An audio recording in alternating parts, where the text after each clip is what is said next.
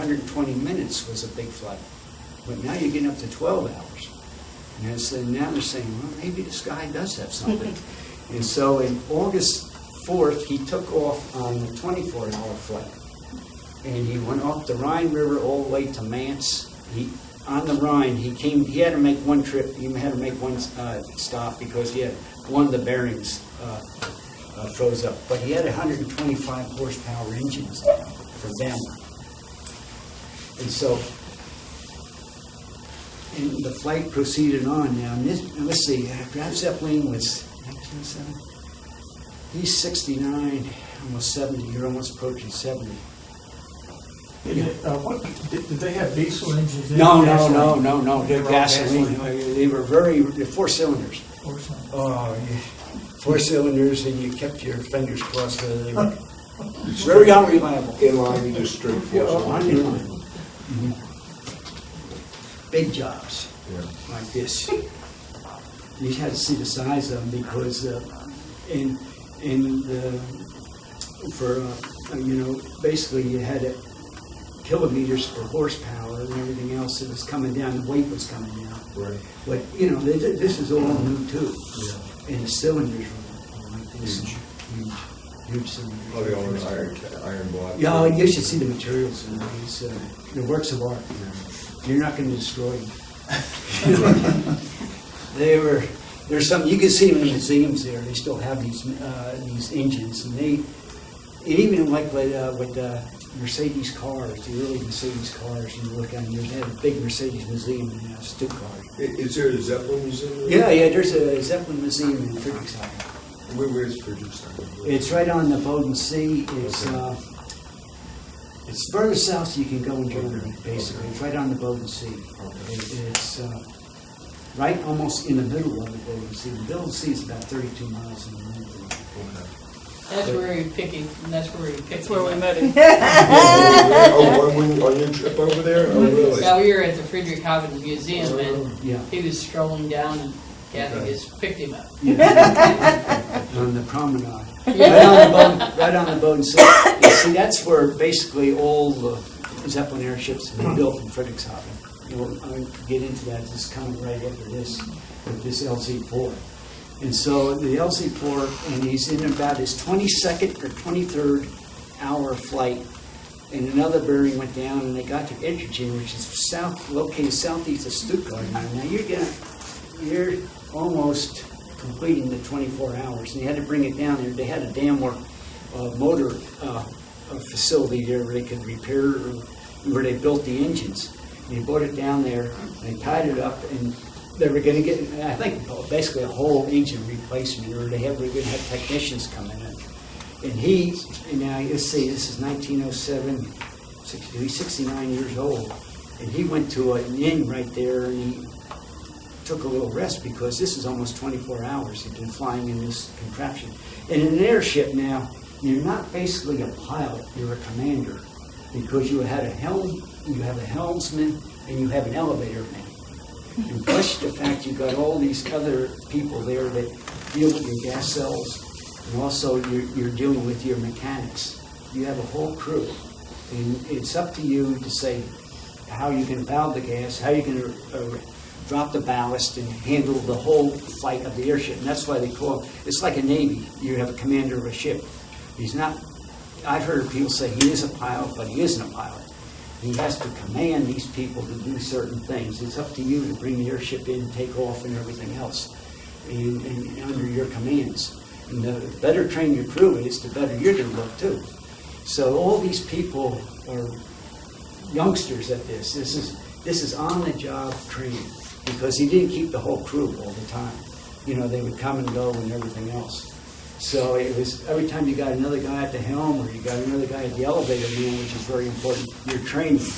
And also you're trying to fly this airship. What does an elevator guy do? The elevator man controls your height, up, down, up, down. That's the most important. Going into the wind and everything else. If you're flying light, you try to keep the airship up about 5 degrees. You're flying heavy, you try to keep it down and everything. You hit turbulence. They say in turbulence with an airship, it's very, very hard. It can knock the wheel out.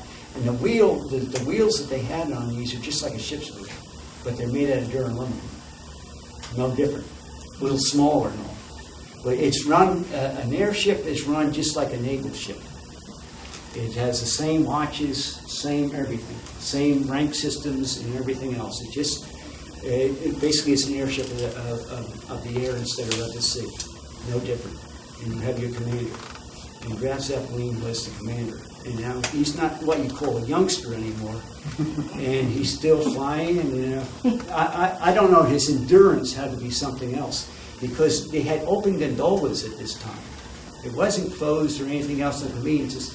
You had the open gondola, and I saw it on LZ1. I saw the gondola for the LZ1, and it basically was aluminum.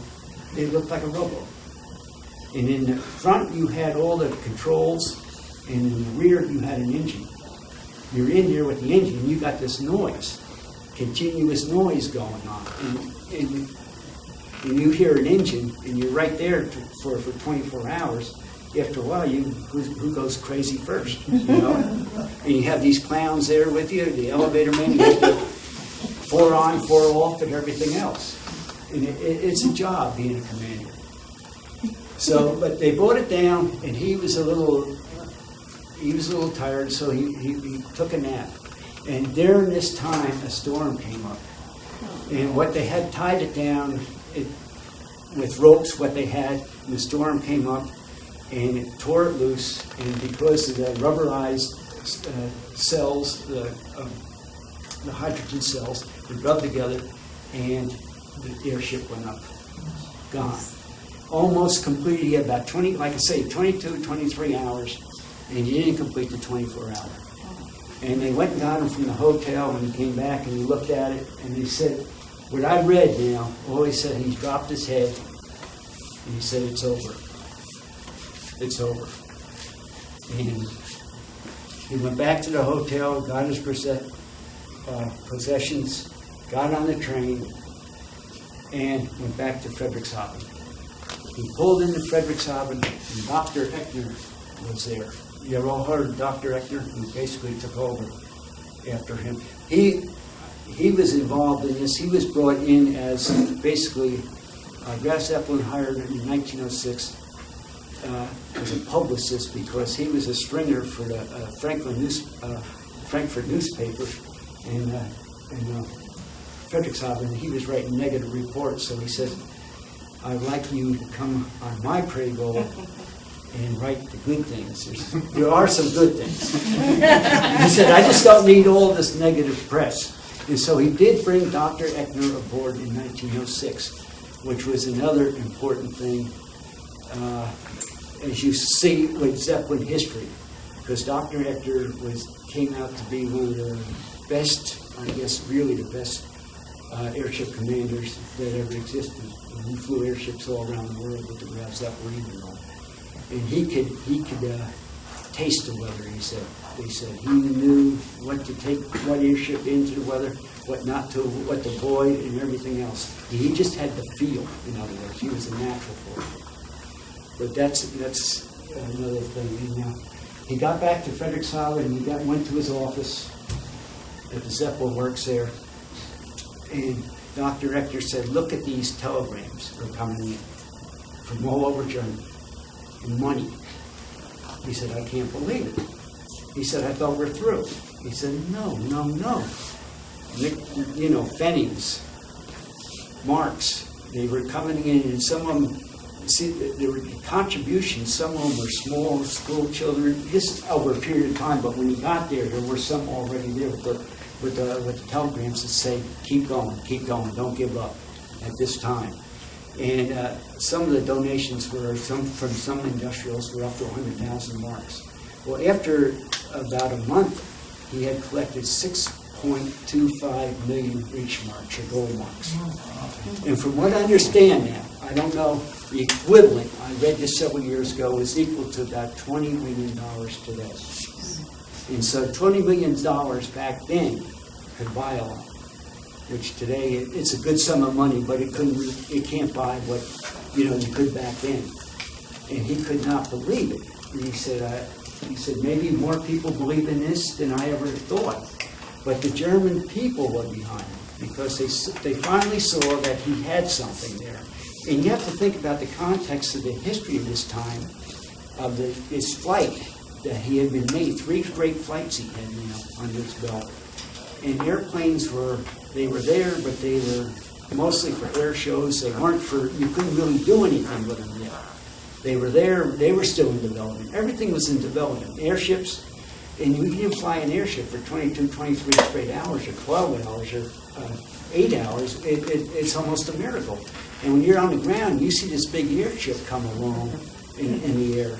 It just, even today, when you see an airship, you have to imagine what we have today are just peanuts compared to what they were flying back then.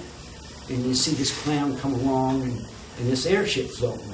And it gave up, basically, as a national pride of Germany. We were the only country that had this. And we had this man that's given everything, to this project over all these years now. This has been going on 15, 16 years now. It just wasn't overnight when he had a fight. And so they finally saw the light, maybe. And maybe some people in Berlin saw the light.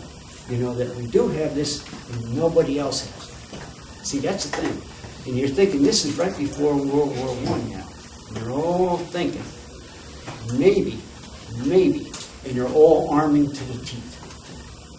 And that's all you heard, because at this time, the Kaiser, England was the queen of the seas. She had the army, she had the navy, she had the merchant marine, and Kaiser Wilhelm says, he was the cousin or the grandson of Queen Victoria. And he would go over to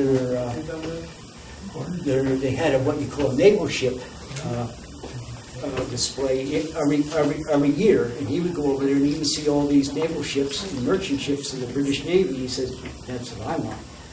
And he started building a navy, he started building a merchant ship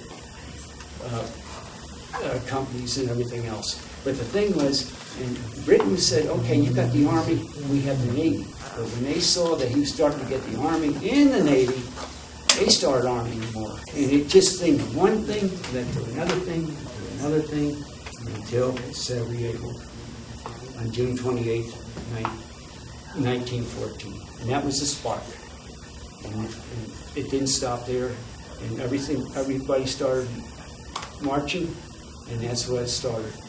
But the propaganda was that the Kaiser started the war. The Kaiser didn't start the war. He was part of the start of the war. There were other people involved, but the propaganda from both sides, it's who starts the war, who's the bad guy, they were all the bad guys. And that just, basically a fact of life. They all wanted it.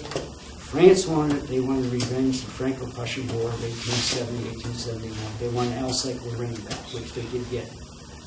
And this is all the hidden factors that led up to World War I. And the Kaiser's thinking about this too. Maybe these airships can be used for something else. Zeppelin was thinking about this because he was a nationalist, patriotic, and he was a military man for 32 years. And he's thinking, these airships can be used for military purposes and also for civilian purposes, for freight and everything else, mails and all. So it was a combination of all this thinking that I thought that kept him going to develop these. He's always saying for the fatherland, for the fatherland, for the fatherland. And also to bring back his name because he was basically cashiered out of the Army back in 1890. He left the Army under what you call not the best of circumstances in his opinion because of the memo he wrote and being outspoken and stuff like this, and he made some enemies. But this is the salvation, plus the fact that you don't know his home life. What they were thinking, what his wife was she was always agreeable to this and not agreeable to this. I need more money here. We don't know. See, we just don't know. But you can just put yourself in that position. Well, anyway, when all this came about, this is in August, the fall of 1908, all this money started coming in. And so he said, geez, what am I going to do? And so I think he had some idea, well, I don't think he had any idea that this would develop. But he did, in a good fashion, Graf Zeppelin was a man that could pick people to do things. And one of the first things that he did do was to pick Alfred Holzman, who was a businessman and the son-in-law of Berg, who basically donated a lot of aluminum and a lot of products to his airships. And Holzman was a smart cookie, and if he didn't have him, I don't think he could have done what he did in the future. And what they did do, first of all, they established the Luftschiffe Zeppelin, which is still in existence today. It's the Zeppelin what Zeppelin works today. And they established this company, and it was to build airships. And they bought about 50, 60 acres from the city of Friedrichshafen, which was on where the Zeppelin worker exists today, the Rita Park. And you know, when you took the airship ride out there at the hangar mall, that was another airship base that they purchased later on in Lowenthal. That was where that hangar is where the operations hangar was that they used for the Hindenburg and for the Graf Zeppelin at one time. And so that was another area. They had to buy another one. They put up a hangar out in that area. But it's about 60 acres, and they had to drain the land. It's sort of a marshland. And the first thing that they did build out there was a tent hangar. And that was basically your operations going to be your operation hangar. But the next thing he had to do, he had to build the LZ-5, which he still had to make the 24-hour flight, which he had promised to get this other money from Wilhelm. So they built the LZ-5, and in 1909 he made a lot of flights in the LZ-5, and he made the 24-hour flight. And it was actually over 24 hours. Hell, they were almost a year, 2 days. But the thing was, they're coming into Dockingham. They were landing there to get more fuel or something, and Ludwig Dürer, who was the chief designer of all these airships, the second airship, he was at the helm. And they were tired at this time, and they were landing the airship, and there was this pear tree. And what I read in the book, I don't know whether Graf Zeppelin said right, left, or what, but whatever it was, there was a misconnection, and they hit the pear tree square. And they tore off the front of the airship at Göttingen. But they repaired it. You should see it was a blunt nose. The whole front end was about 1 or 2 gas cells were gone. And they finally got it back to Friedrichshafen. And Wilhelm and basically the Prussian balloon battalion, they did pay the $2.1 million for the airship, for LZ-5 and for LZ-3, and also the 500,000 marks for Reichsmarks for research and development. So now he thought, let's go. Well, maybe we have something here. But the thing is that you still had the Percival airships, and you had the Gross airships. And these Percivals were nice airships. They were a lot smaller, but they were pressurized, and they were a lot easier to handle. And you didn't need the big hangars and all the associated equipment with them. And they were starting to go into that a lot more. And so Alfred Holzman said, "Okay, since we don't have orders for airships from the Navy or from the Army," he said, "let's start an airline." So in 1909. This is in November of 1909, they started a DLAG, which basically, it's a long name in Germany, but basically the German Air Transport Company, in which they went around Germany, and you got like Hamburg, Leipzig, Danzig, Berlin, Dusseldorf, and these cities, he got them to build hangars. And so, basically the Luftschiffe Zeppelin would build airships for these cities that they would pay for. And these airships could carry about 20 people, and they would take people out for 1-hour flights, and sometimes they would take them from one city to another city. And the Hamburg American line would sell tickets for these airships, for these airship flights and all. And basically, this is basically what you would think about, the first airline that was ever developed in the world. And you never hear this with the V-Log. But it flew from 1910. There were a few flights in 1910. They had a little problem with the Deutschland. The commander, inexperienced, took it into the trees, but everybody got out, no fire. And then the Deutschland 2, Eckner, he was told at one time that he was going to be a command pilot. And he never flew before. He never took a lesson. And he was given a crash course. This is how it operated. And they told him one day he was going to be the command pilot of all these others. And he had to take a course in how to fly these things, and which he did. And he eventually became the best, basically, command pilot that any rigid airships the world ever knew. But this is how he started. One day he's nothing, he's a journalist, and the next day he's a command pilot. But he made one mistake in 1911, which you will never forget. He brought the Deutschland 2 out in Dusseldorf. And the wind was a little bit too strong, but he didn't want to disappoint all the people there that wanted to go up in flight. And the airplane, and the wind just took the airplane and dropped it down on top of the hangar. You should see it, just like this. And the people are still in the airship, and they had to get those fire ladders to get them out. You had to see it to believe it. Most people today, I don't think, would get out of the condo and go down these fire ladders. I mean, they were tall, and I thought, holy crow. And he said, he learned a lesson then. He said, it's better to disappoint the people than disappoint the airship. And wreck it. It was a complete mess. But they did build, they had the Schwabian, they built the Hansa, the Victoria Louise, and the Sachin in succession. And these airships, and they became basically training airships once World War II started. But between, say, 1911 and 1914, when the war started, they carried 32,000 passengers on flights in Germany. So you can see, and they carried 20 passengers per flight. It was up and down, up and down, up and down.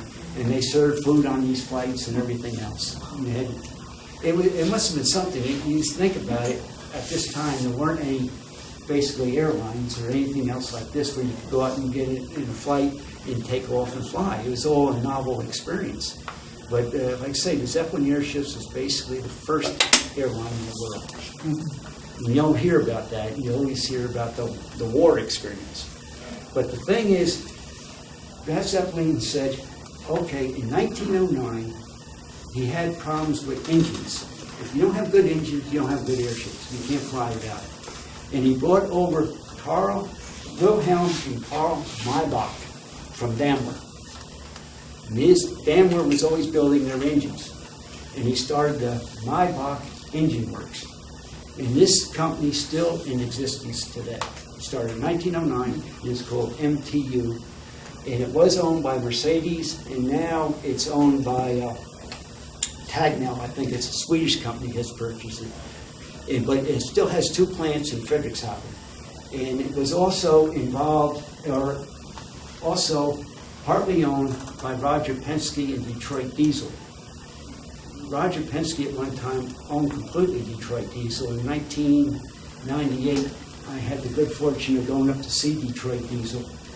And Roger Penske was there, and he showed us around. And basically, when you go in there, and you had all these people from Maybach were also there. It was a combined company, and today they make engines for trains, boats, you name it, big diesels, everything else. But it's still in existence today. And in 1909, with the hangar on Lake Constance that was attached to the land, the wooden hangar, he started working on airplanes. He brought back Theodore Kolber, and he was the second engineer that he had to build, basically working on the SkyTrain and also LZ-1. And he started repairing float planes. And also, this is where we don't really know that much information right now because of the journals. Not too much has been written on this heavier than air situation, where he also started in the construction of airplanes at this time. So basically the airships were, I think, a means to an end, get something in the air as soon as I can. And then I think he saw in the end, as things developed, the airplane was going to be the aviation of the future. He could see that far ahead. And so he started working with also airships and also airplanes. And at this time, he also brought in Claudius Dornier. And Claudius Dornier, you ever hear of Dornier Aircraft Corporation? Yes. Okay, Dornier was started by Zeppelin. And it's still in existence today, and it's EADS. It's part of EADS. It's been sold out to EADS. And they do mostly research now, satellite building, and you name it. But they build a lot of airplanes in their day. And there's a big Dornier museum in Frederikshavn that's worth seeing. And I think you'd be very impressed with it, with the number of airplanes and types of airplanes that he did build. And I guess with just bad management or something that they had to get out, I think about 10 years ago or 20 or 15 years ago, they got an airplane, EADS, for it's mostly research. And I've been to the plant there in Frederikshavn, and they were building satellites, and they're doing fuel cells, and you name it, any type of research. You know, Mercedes has a little bit of research facilities with them, and I guess if you have a project or anything, you take it to Dornier and they will do it. But it's still in existence, and it's located just outside of Frederikshavn. And that was started, basically he started that, and they called it the Zeppelin Werke back then. And it was, and it became what you know as Dornier in 1921. I think it took the name Dornier. But it was basically with dealing with airplanes in Frederikshavn. And you heard of the Gotha bombers? Gotha? Yeah, they were World War I bombers that Germany had. Well, anyway, the Gotha airplane. Yeah. The Gotha Airplane Corporation started out in 1914, 1915 by Graf Zeppelin and Robert Bosch. It's located outside of Berlin. And they built bombers for World War I. They were basically the first bombers. They were it was a good-sized plane for that time. And with these airplanes, he spent a lot of time with the Gotha bombers and also with the airships at this time. He was into both of them. But you never hear about the airplane portion of it for some reason. And also, before the Gotha company, they had what you call the Frederikshavn bomber. And you look at the Frederikshavn bomber, and then you look at the Gotha bomber, and you can't tell hardly any difference. I think they just took the prints from Frederikshavn and went to Gotha. That's what it looks like. You see pictures of him, and you say, well, it makes sense. Because he was building airplanes in Frederikshavn before World War I, and also float planes. The first bombing on England was of Dover Castle right before Christmas of 1914, and it was made by a float plane, the Zeppelin float plane. The first bombing of England was by one of Graf Zeppelin's planes. But the first bombing of Germany occurred in November in Frederikshavn by Arrow 504s that bombed the Frederikshavn hangars, or the airship hangars. So, tit for tat. It's crazy. You should see, they had the handheld bombs and they just throw them down. It was, one plane even had to land at the airfield there, and one of the English airplanes had to land at the field in Frederikshavn and was taken prisoner. And the other one they started off with 3 planes, and one plane didn't even get off the ground, and the other made it all the way, and one had to land there. So this is the early bombing in World War I. But he did make a lot of airplanes, and also they started another manufacturing plant in Staaken, right outside of Berlin. And at Staaken, during the war, he built the Staaken Zeppelin bomber. Have you ever heard of that plane? Now, the Zeppelin Staaken bomber had 138.5-foot wingspan. The B-29 bomber had 141-foot wingspan. Now, you're talking about, in a matter from the Wright brothers, he started building the Staaken bomber about 1960, 1970. You're talking about 14 years. And this thing could carry 2 to 4 tons of bombs and had a 7-man crew. And you think about the size of that thing, and I have a model home about the same scale, about 150 and 148, of the Zeppelin bomb stacking, and also of a SC-5A British fighter plane. It looks like Mutt and Jeff. And the Zeppelin bomber is like this, and the little the fighter, the SC-5A is about like this. You have to see this plane to believe it. And this plane, you know, in the years, only 14 years, what they went from 1903 to, say, 1917, it's astronomical. It really is astronomical. And it had a 4-engine bomber. And they used it to bomb England at that time and everything, day and night bombing and all. After the airships proved to be ineffective after 1917, they had a struggle. In other words, the higher they went, the aviation was catching up, the higher the British went. And also in 1916, the British came along with the phosphorus bomb bullets. And that was disastrous because before then, you hit a gas cell where the bullet wouldn't hurt, you patch it up, go through. But the phosphorus, you get the second or third bullet and your gas is coming out, and heat hits it, it's all over. And that was basically the real beginning. And then the first bombers over England maybe went in at 8, 9, 10,000 feet. At the end of the war, they were going in at 24, 25,000. And very little oxygen, the very, very primitive oxygen. And the crews were coming back half dead. And so that was another problem. You see, what they were doing and what they wanted to do, the technology wasn't keeping up. And Max Fleming in the LZ-55, this is the highest an airship ever has gone up, 24,955 feet in World War in 1917 and World War II, World War I. So the higher they went, the British were catching up slowly but surely. And and you can only go so far. That's basically with the technology that we did have. And what they were doing to get it that height, they were stripping everything off these airships. They were increasing the distances between the framework, cutting back on the thickness of the framework and everything else. It was, when you flew with them, you say, am I going to come back? Is it going to hold? And you had to be very careful when you flew these things. You didn't put any clown in them because any jerking around with them, you could break the frame because you just didn't go like this. You had to make a slow turn.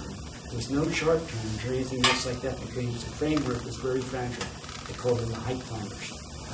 How big, by 1917, how big were these? They were getting up to 1970, they were getting up to 700 feet. The last 3 airships were over 2 million cubic feet. No, I meant the engine's horsepower. The horsepower was getting up to 2 with the MB4As were 240, 260. This is with the height. They had it redeveloped because the higher they were going, they needed more, basically valves in order to get more oxygen in.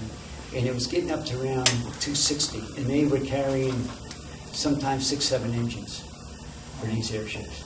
And it run how many at a time? 2 or 3 at a time or something? What, for raids? Yeah, well, they'd only run like 2 or 3 engines. Well, sometimes.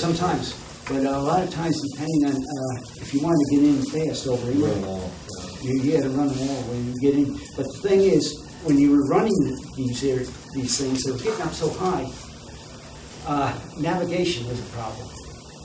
And they were bombed, they say they were over York. They were thinking they were over York and they could be in Hampshire or somewhere else. Right. They were bombing things that they never thought, where they were. Right. And sometimes they were so far off it was silly. Yeah. They had radio navigation, they started finders and all, but they weren't.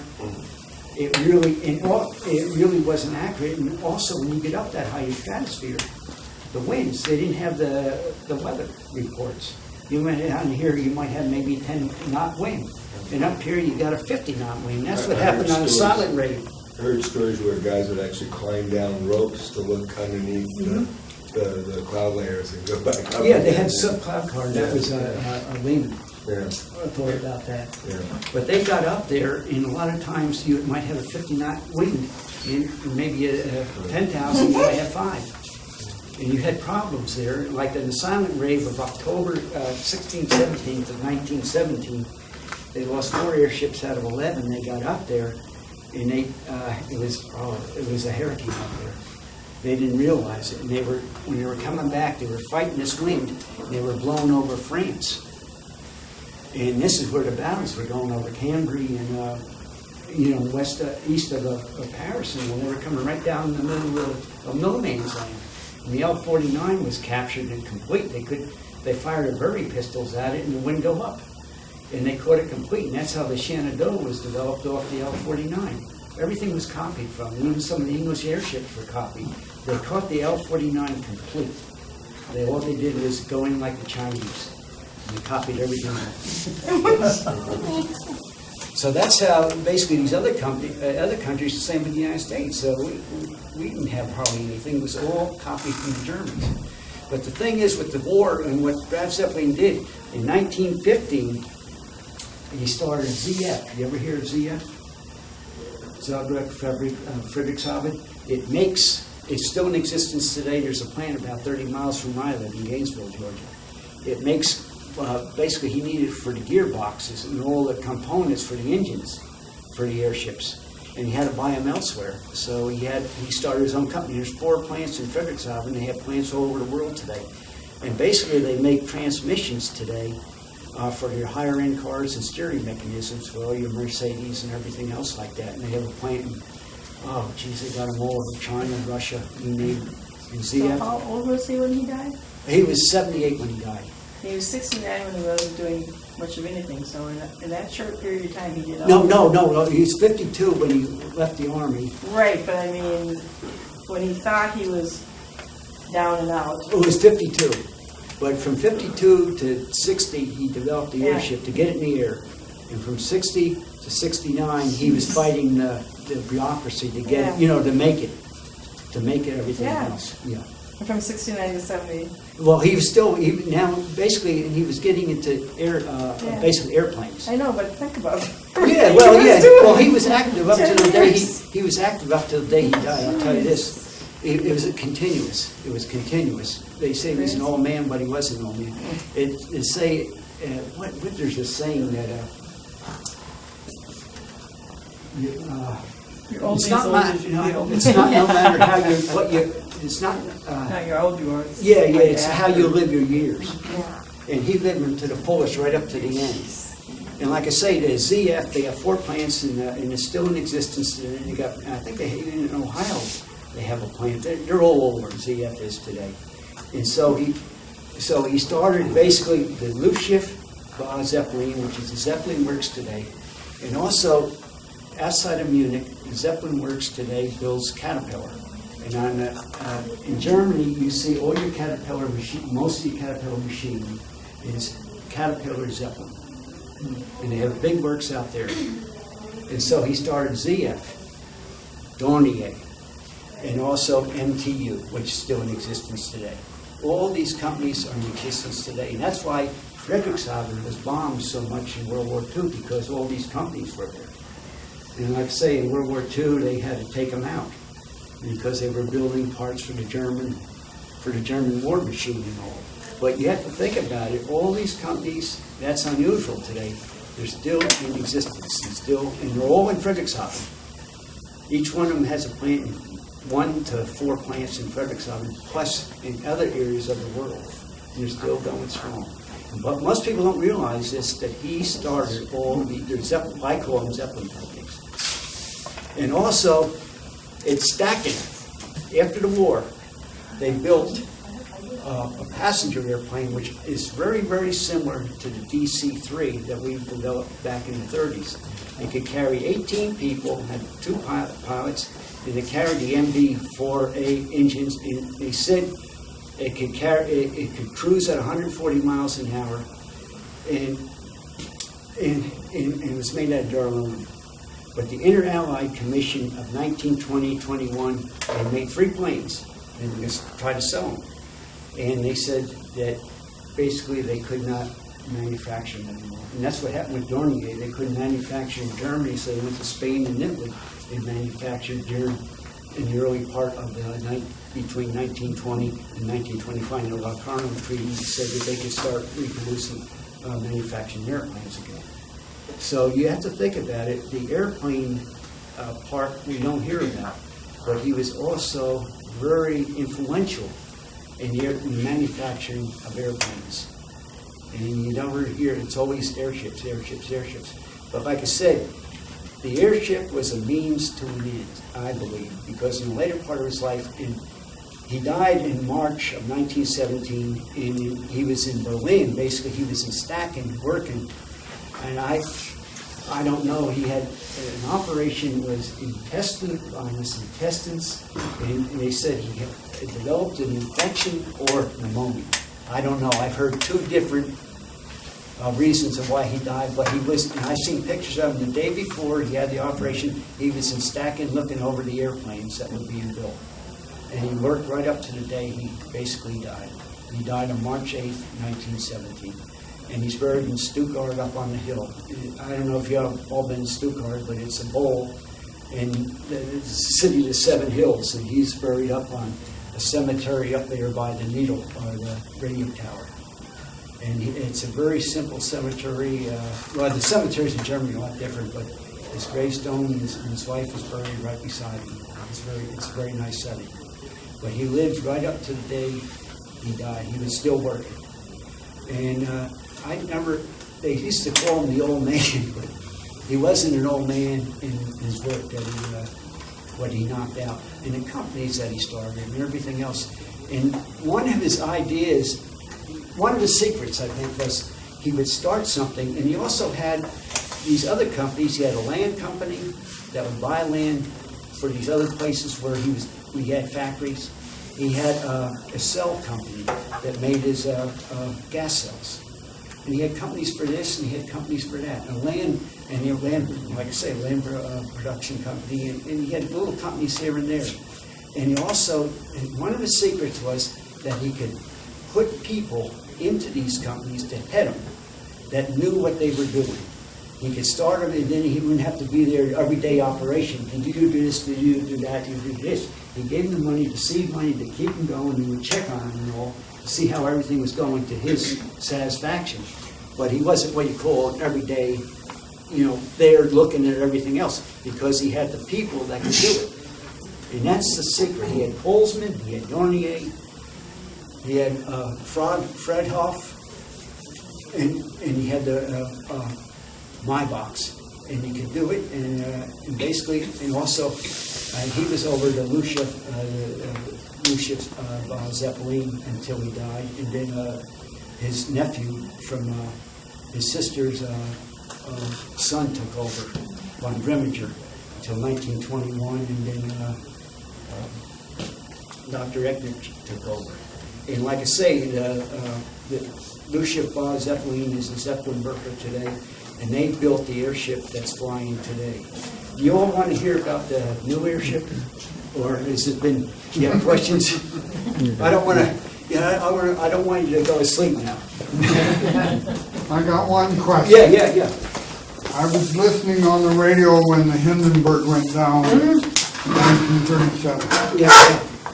What did that do for the industry over there? It brought the end. See, they were producing also the LZ 130 was about to come online. It was still supposed to start flying. It was the same thing as the Hindenburg.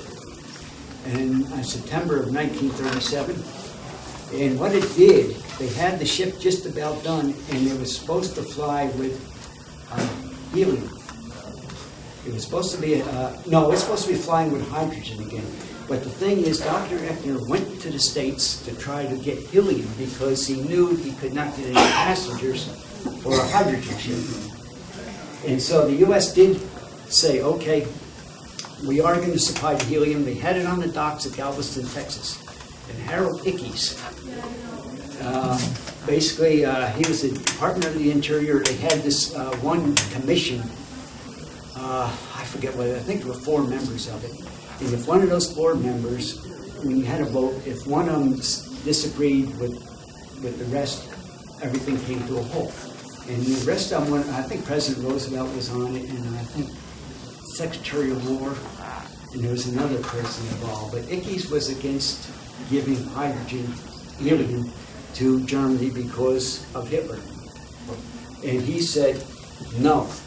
And Eckner made several trips over here to try to get it. He was promised it, and they had it on the dock, and they had a ship there ready to load it on. It was going to go to the LZ-130. And so then they had to convert it back to basically the hydrogen. And so they never went into service as a passenger airship. They used it for testing, and also what you call the Luftwaffe took it over, and they flew it around England trying to test out their radar before the war started. And that was basically the end of the airship era. But the other companies also, that was the end of the airships, but they didn't hurt the other companies because they were gearing up, they were building supplies for the war effort, and they kept right on going. Nothing changed. But the airship effort came to an end with that, with the LZ-130. And they were starting to build the LZ-131 now. They enlarged the hangar that the Hindenburg and the Graf Zeppelin II were built in. They were enlarging it, and this airship was going to be 861 feet in length. And I think it was supposed to be almost 9 million cubic feet. And they had the idea that they were going to have the Zeppelin fleet, and also the Zeppelin Trans-Pacific fleet they were going to develop also with Goodyear.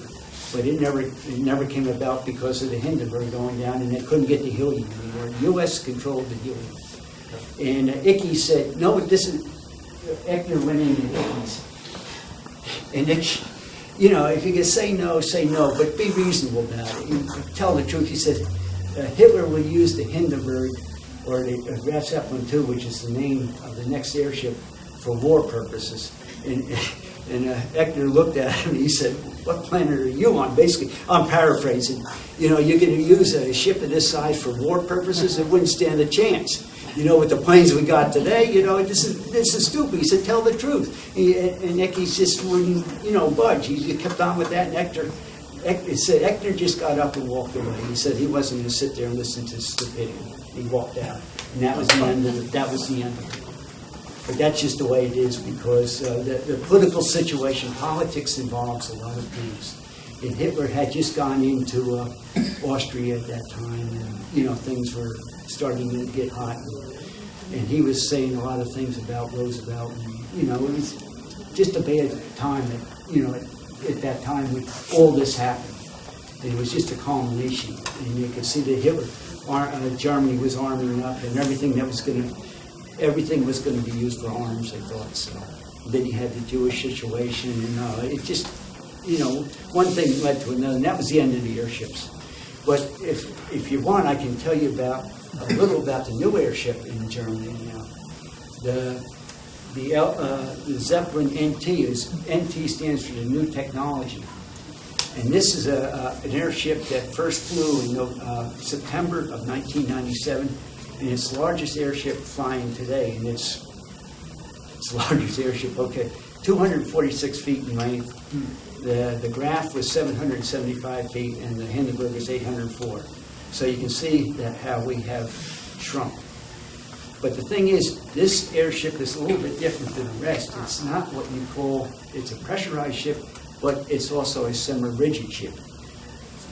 Through its midsection, it has a durable aluminum frame that runs around the midsection of it, and the top is formed by cross sections of girder work out of carbon fiber. And the engines are not hung on the gondolas like you see with most of the airships.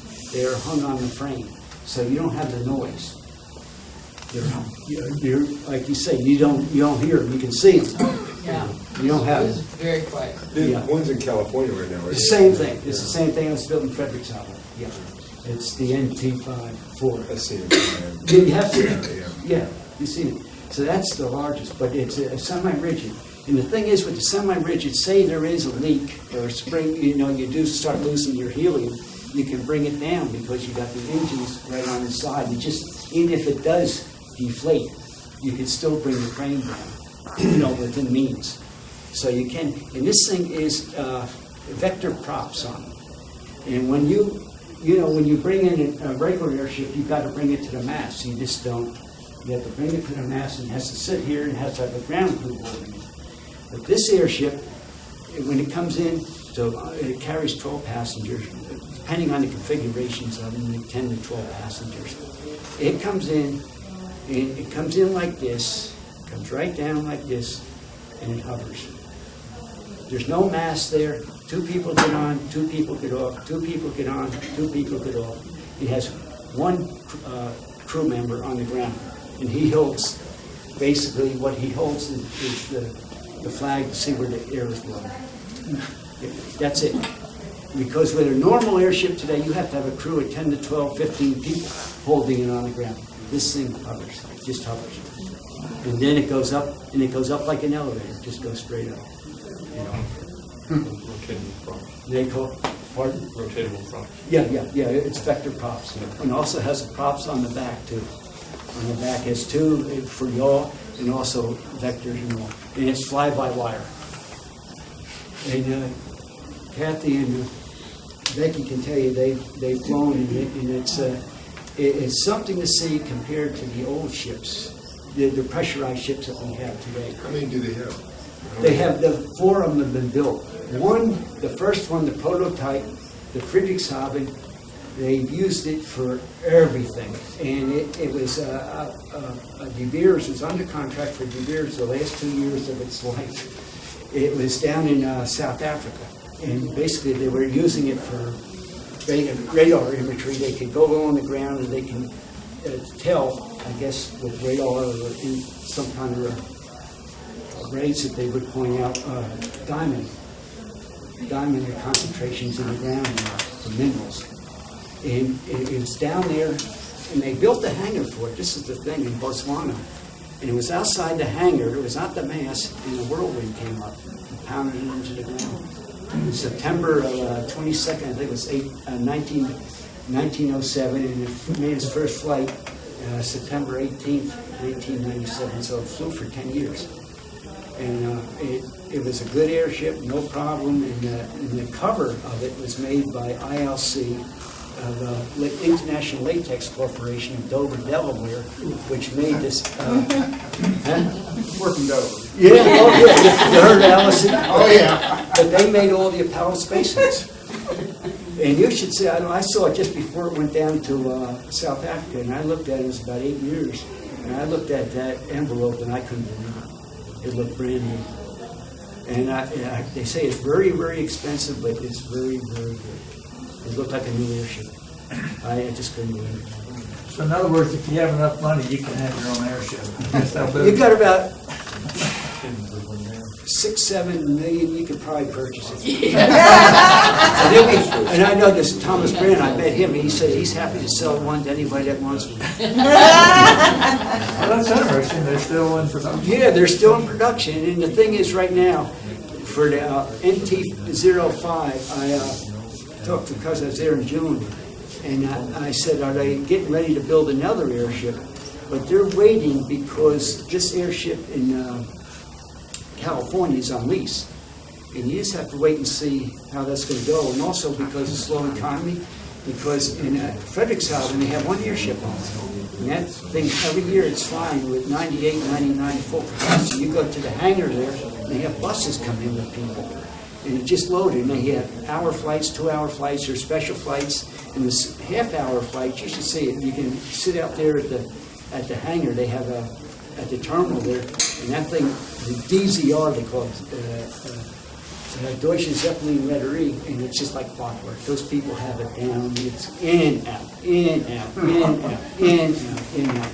The DZR is the operations company for the ZLT, for basically it's part of the Zeppelin version. But they're, from what I understand now, they're getting some parts. They can get them cheaper just because it's slow economy for their next NT, the NT-05. And this is going to carry 12 passengers, and what they're going to do, they have a big window observation window in the back, and close that in and put 2 seats in the back. Are there any more questions? What? There's one they're calling a super ship that they're building, I saw. artist reception list, I mean, it's huge. No, I belong to the Naval Airship Association, and every 3 months we get these, it's a nice newsletter. And I can tell you, every time, there's more of these so-called pie-in-the-sky airship projects going along. You hear them, oh, this is going to fly, that's going to fly, and I say, bull.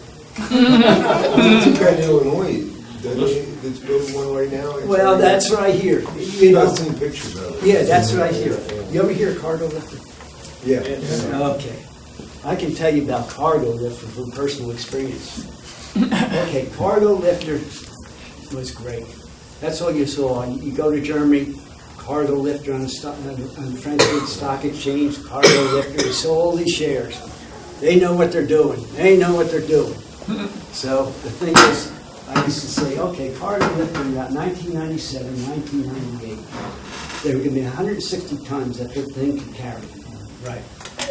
So it went from about 7 million cubic feet, then I saw it went to 9 million cubic feet, then it went to 12 million cubic feet, so it went to 14 million cubic feet, and finally to 19 million cubic feet, still with the same payload. Does that tell you something? You don't have to be a genius. I'm no engineer. My technical knowledge is very, very, very limited. But if I can smell a rat, anybody can smell it. But the thing is, I had people, I said, these people don't know what the hell they're doing. And then they built that big hangar outside of Berlin. And they said, oh, they know what they're doing. They built that hangar. I said, have you ever seen a hangar fly?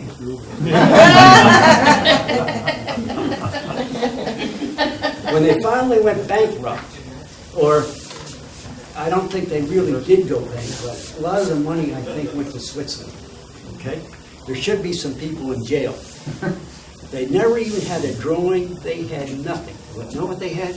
Good PR. And I met the test pilot over in Meersburg at the Zeppelin Museum there. A guy named Danica, I think his name was.